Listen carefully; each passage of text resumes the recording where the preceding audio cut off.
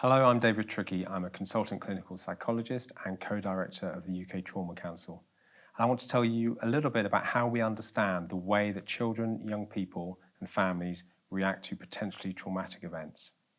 Now, it sounds a little bit oversimplistic, but we will often think about 4 different trajectories or paths when we think about the response to potentially traumatic events. The first path that I want to tell you about is the unaffected path. So some young people and children will actually seem like they've not been too badly affected and will just kind of carry on with things as they did before. Another path would be a delayed response where people seem like they're doing okay, and then later on, perhaps weeks, months or even years later, that's when they develop some difficulties. We sometimes call this latent vulnerability. There'll be some children and young people that get severely affected, a lot of distress and a lot of difficulties, and those difficulties will remain with them. We think of this as an enduring pathway or trajectory, and we would hope that those children and young people will actually be able to access the right support and therapy in time.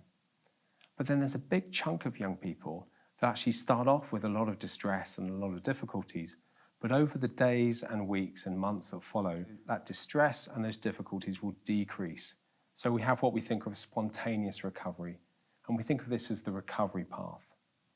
And what we're trying to do here with this whole resource and with this INSET package is trying to help you to think what will help create the environment around your children and young people where they are most likely to be on that recovery path rather than that enduring path. And when we look at the evidence, we know that broadly speaking, there's 5 different principles that can really guide you in creating that environment for recovery. The first is about safety. How do you help children and young people to feel safe so that they can start to see the world as a safe place again, despite the thing that's happened?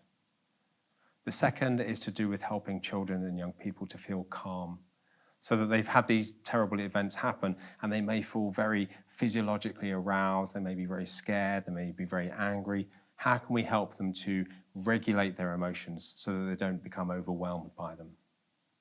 The third is about being connected and supported by others. How can we create the environment where they feel connected to other people so that they can get through these things together?